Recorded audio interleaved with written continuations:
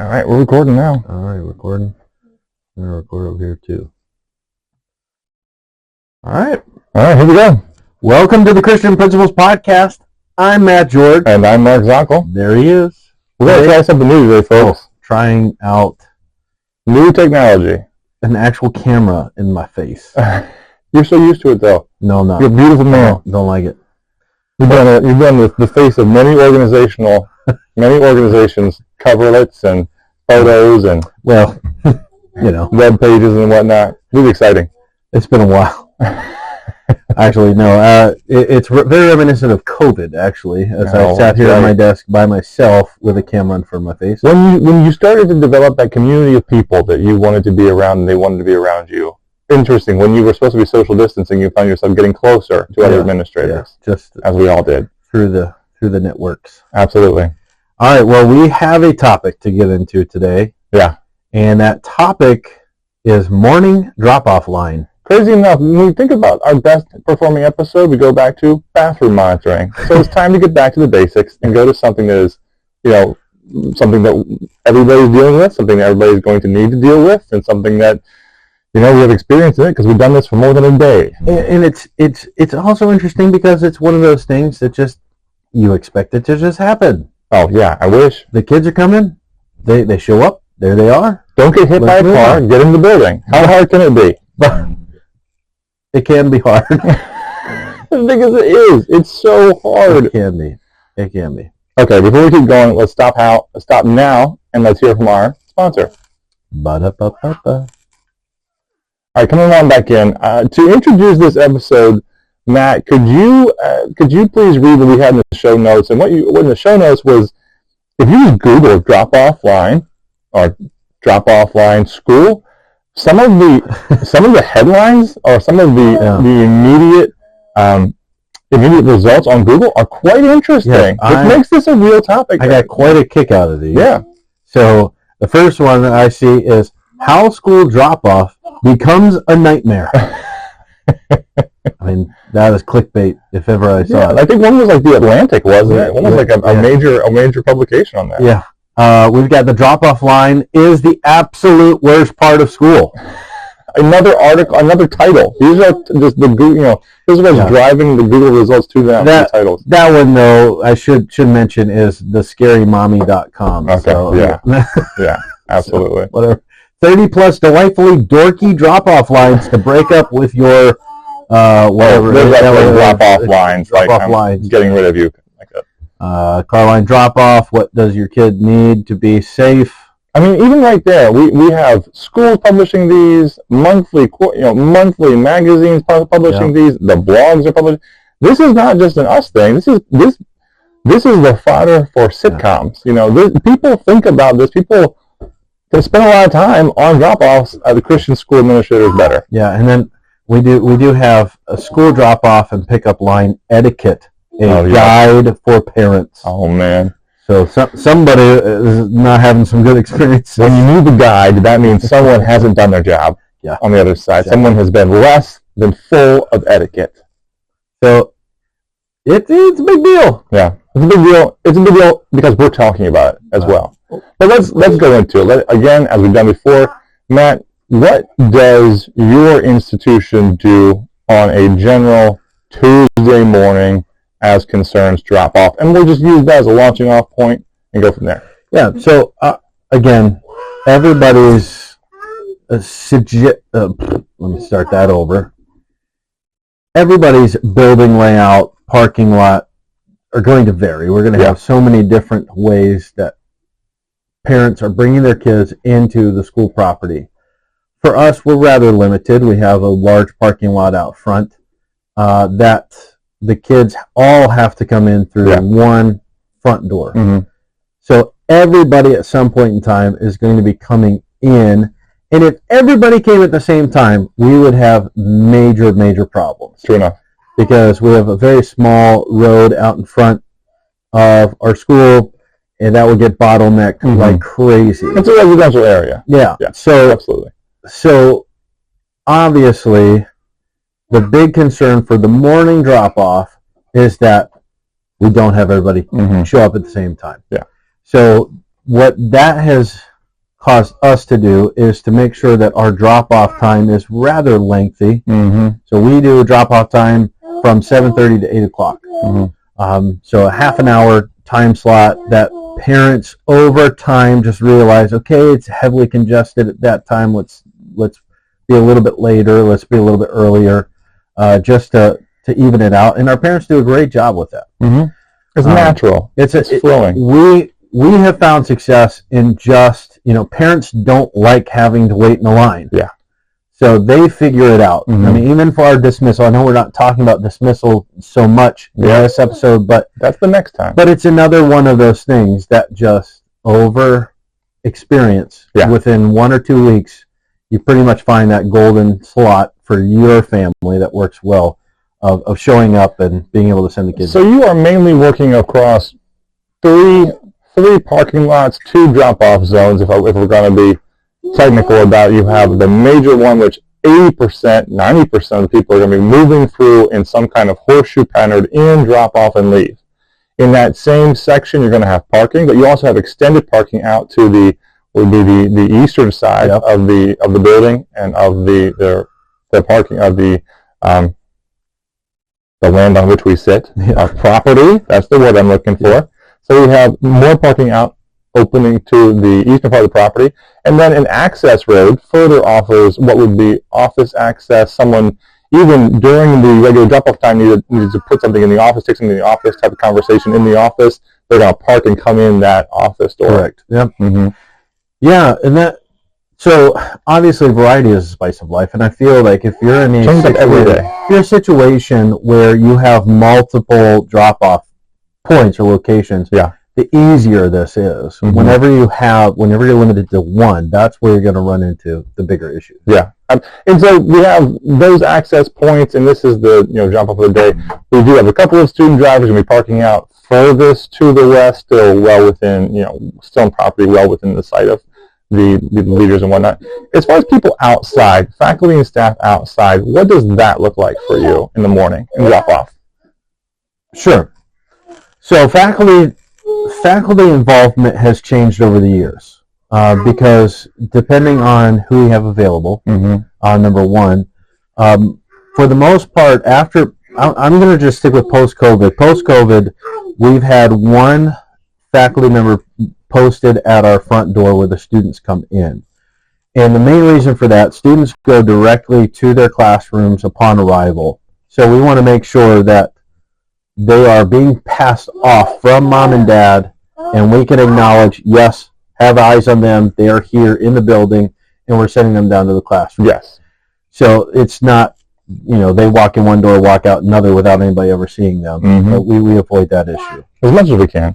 Now, in history, drop-offs will happen. We had, in our history, we had a couple of faculty posted outside as well, but due to smaller numbers, we just had to limit our responsibility inside the building. But just this year, we have finally made it back out where a member of the administration is out front just to oversee, make sure there aren't any traffic issues, make sure there aren't any students having issues with getting in or contacting parents. Sometimes this is another thing that we've run into where student walks in and immediately recognizes, I left my lunchbox in my car.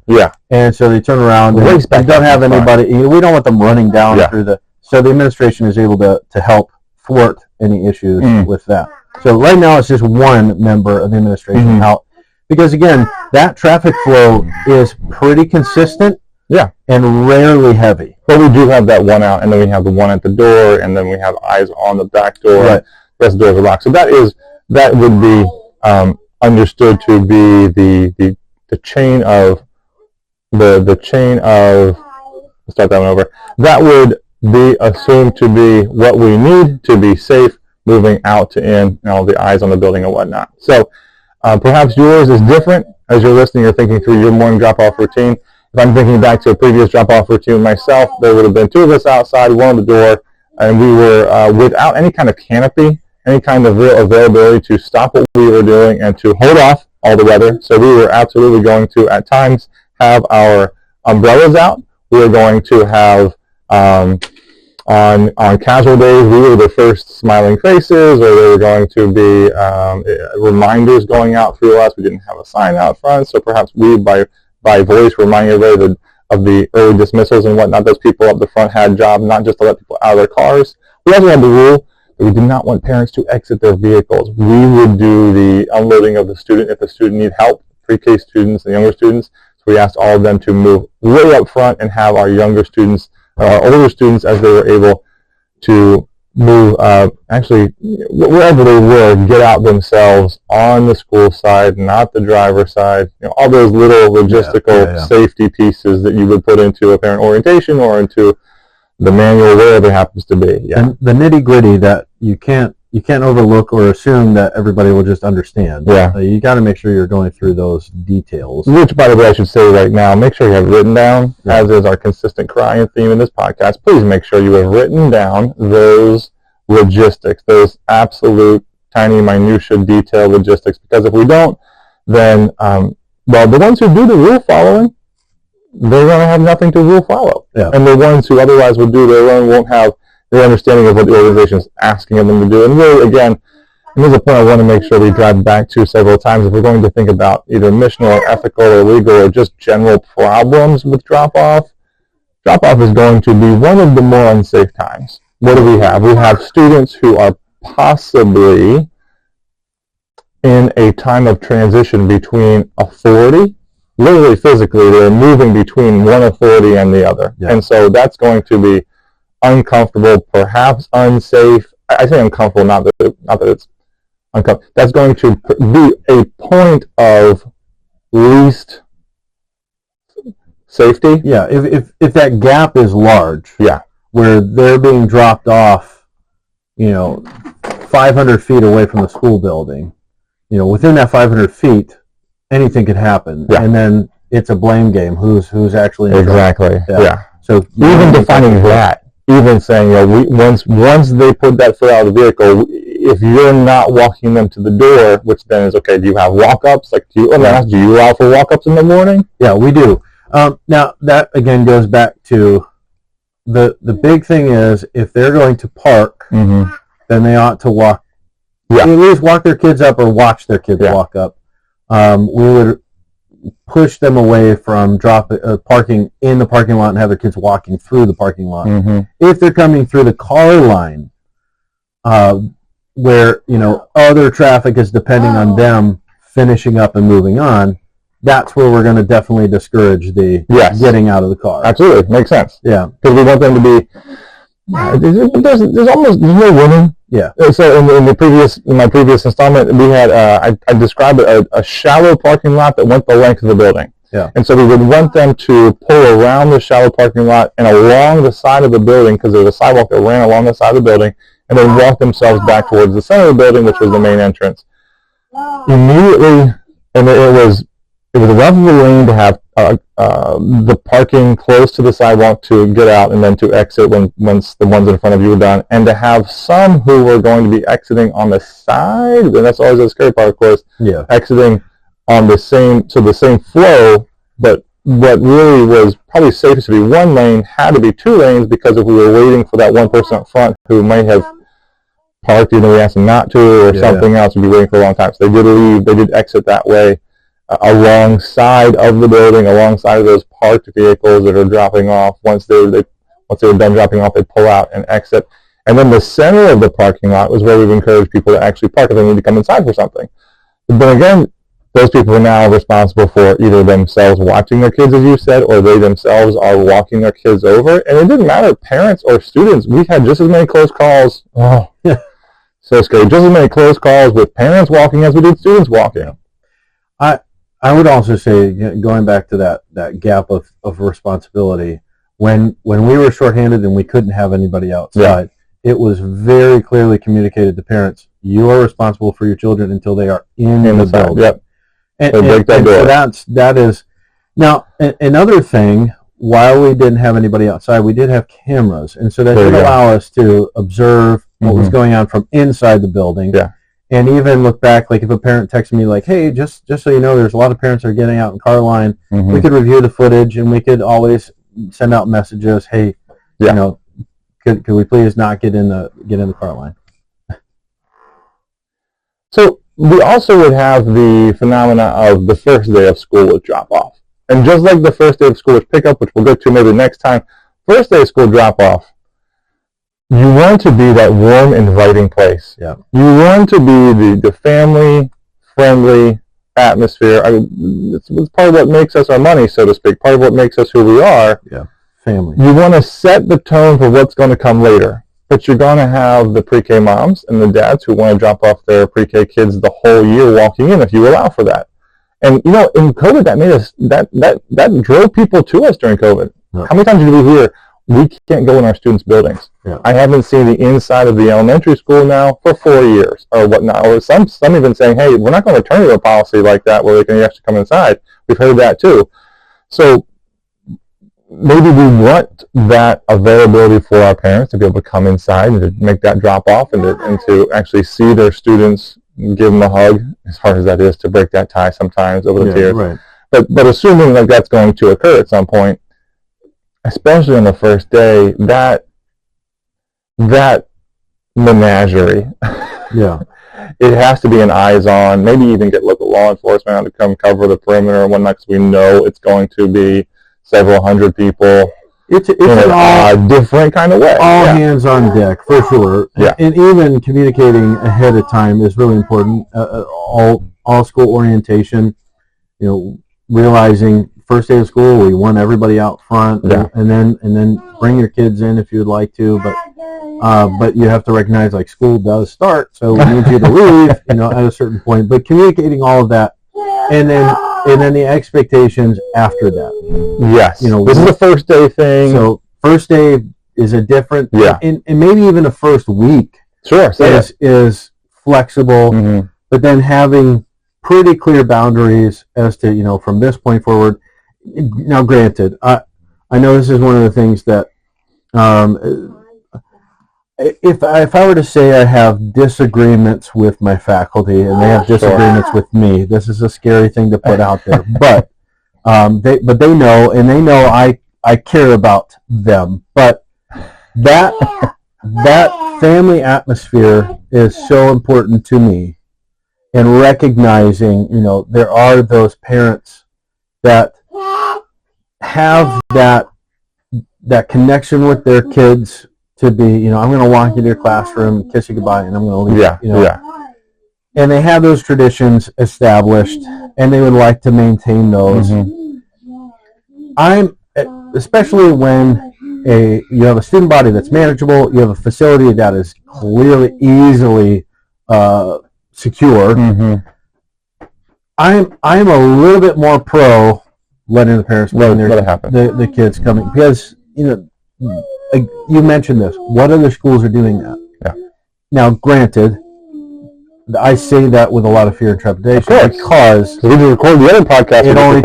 It only takes one time. Yeah. And you know, and a lot of times it is somebody you know. Mm-hmm.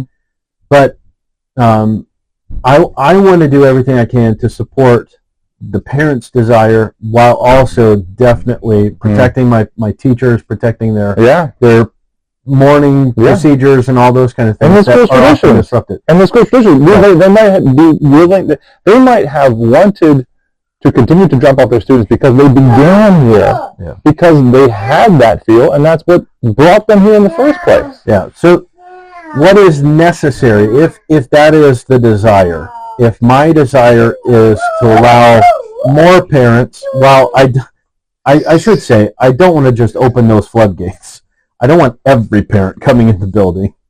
But there are those few parents that cherish that. Yes. That I want to acknowledge, I want to support. That just puts the impetus on me to be even more thorough with the protections I have. Having more administration in the hallway. Making sure I'm wandering the building and not just stuck in my office. If we're going to allow for it, we have to. So there's that added level, and even I mentioned we have that member of administration outside. That's important that it's administration to me and not just a teacher, because I want that administration to be able to see those parents that want to come in the building and be able to write off even before they cross the threshold of, you know what, why don't you just, like, I can see the smoke coming out of your ears, why don't we just talk a little bit before you go in? Absolutely. You know, or let me have you stop by the office before you go down. You know, that's another level that just, I believe, is essential in allowing for more of that familiarity. And if you have a teacher out there, they are more often than not perhaps going to be the ones who have the stronger relationships with certain of the families. And so maybe they're going to, as opposed to being the ever vigilant eyes looking around and looking for the problems, maybe they're going to be the ones who are putting on the great face of the school to a subset of parents who are so pumped to see their teacher out there, but perhaps what is not being done is eyes on the rest, or perhaps the more so willingness of administrators to say hello and not pursue a conversation because we realize we really shouldn't be pursuing that conversation in the moment, whereas we want our teachers to feel like they never have to do that. Yeah, the impromptu conferences that whenever a parent sees their child's teacher, they're going to be a little bit more prone to, hey, that homework load last night was really tough. Let me tell you about it. Mm-hmm. And so if it's a member of the administration, sure, there might still be some conversation, but it's not going to be as pointed. Yeah. And that's another big thing that, while I said I'm a fan of parents bringing their kids in as long as they're not disruptive, my other thing is clearly drawing a line in the sand for parents of this is what is appropriate, this is what not appropriate. Yes. And the big thing I always preach on is this is not the time to be communicating with your teacher. Mm-hmm.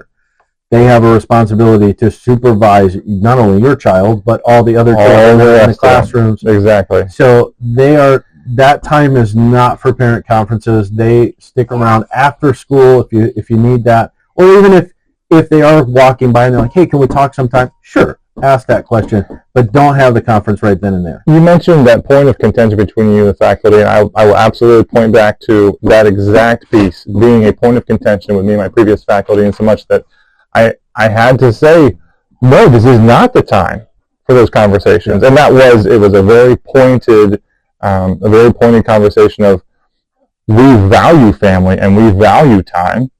And somebody had to say the difficult thing, which was, it's not that we don't value family, it's that we value the safety of all of the families invested with. The mother that has to drop off her child at 7:45, needs to be just as aware as the mother who gets to walk in at 8:05 that their students are overseen by appropriate faculty and staff members, and they are ready to go.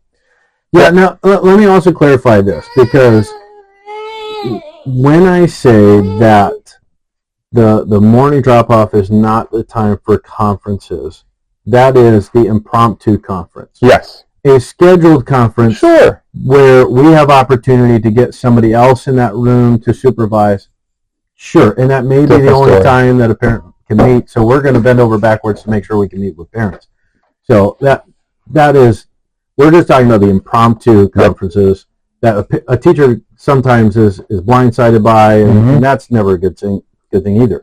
Now, I will also say that there are some drop-off is the time that I would become aware of problems, even, so a teacher the parents may be willing to talk to a teacher in a different manner than would me as the administration, but even the administration, you mentioned it, if you see the parents come in with the heat, with the steam coming off their ears, it is absolutely the first time that I also might become aware of a problem. Or, I remember a time when a parent wanted a piece of me, probably literally, and so I had to pass off my duties to the second person in that space, and I had to go inside. And once in the office, there was enough of a continued problem with me that teacher the parent wanted to then leave the building, go back to the office, which left me not chasing the parent, but trying to, even moving back from the office to the parking lot, trying to maintain a conversation because of it was a charged moment. Nothing scary. It was a charged moment, and if we were able to have a conversation, which I truly believe that we would have and should have and needed to have a conversation, I was willing to walk after the person who was, while turning their back and was still talking. The conversation was still moving, they were evidencing that they didn't want to be in my office anymore to have the conversation. But even those ways, those conversations, where did it come up? It came up in drop-off line. And so that's going to happen. That would be something for us to watch out for too, and set clear limits on ourselves as you know the teachers. If I'm going to be standing outside as the administrator, or if one of the administrative staff is standing outside, those conversations, even the ones that need our attention, if they need our attention that bad, walkie-talkie for somebody else to come outside and take the duty. Yeah. If they can be staved off, stave them off. If having somebody getting directed to a seat in the office for the next 10 minutes could do the trick, maybe that'll do the trick. Yeah. But I remember that one. Remember that one was good. That was an interesting warning. Those aren't ones you forget. No, sadly no. And those are the ones that keep you awake, or the ones you remember in the middle of the night too. And then they just grow in the middle of the night, like fishing stories. They just get bigger and badder in the middle of the night. So, but the one thing about parents, and I think this is just another important thing to understand when it comes to drop off, or any time like this where parents are in a way handing off the reins to the school. Parents are only concerned about their child, and it's important for us to be communicating to them the big picture, because they do lose sight of that. And even the best, even me, you're the best. I could lose sight. I could lose sight of the greater good. I suppose. Yeah. But no, and there's that fine line we all get to walk. Where yes, we have to remind them that there is a greater good. What's the Incredibles line? I'm the greatest good you'll ever have. My kids have been watching that on the way over here. I don't know, but the movies that parents have to endure, yes, right? Or get to endure. Get to enjoy. Absolutely. Well, what about the drop-off line? I wanted to make sure we touched on safety. We had. Want to make sure I touched on who was going to be out there and what the general setup was. We're not going to get into are you allowed in the park to walk inside, walk to the door, not walk inside, and that sort of thing. It should be understanding that whatever you've done, it's been clearly communicated. That's a big takeaway. Clearly communicate whatever the logistics are. Please write them down. Yeah. Take a video. Walk them in as take a faculty and staff, parent, student combo, and then walk them through with a camera what that could look like, and then use it in orientation perhaps. Yeah, there's only one other thing that I've contemplated and I would really like to use. Now I'm a Google Sheets guy. Yeah. So most of my answers I can create in Google Sheets for this, but I'm sure there's an easier way for that administration who's out front. Now again, this requires that they know everybody. Sure. But for there to be a system where as soon as the administration lays eyes on that student out front, they're clicking a button that identifies to not only the office but also their teacher that student is present. I did want to make note of the different actual mechanisms. This is somewhat more for pickup, but it's definitely for drop-off identification as well. Yes, we have the hanger tags that go on the rear view mirror.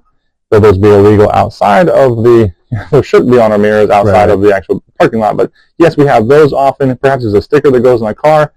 But there are absolutely, for those schools that are interested, or for whatever reason you have a need for it, there absolutely are those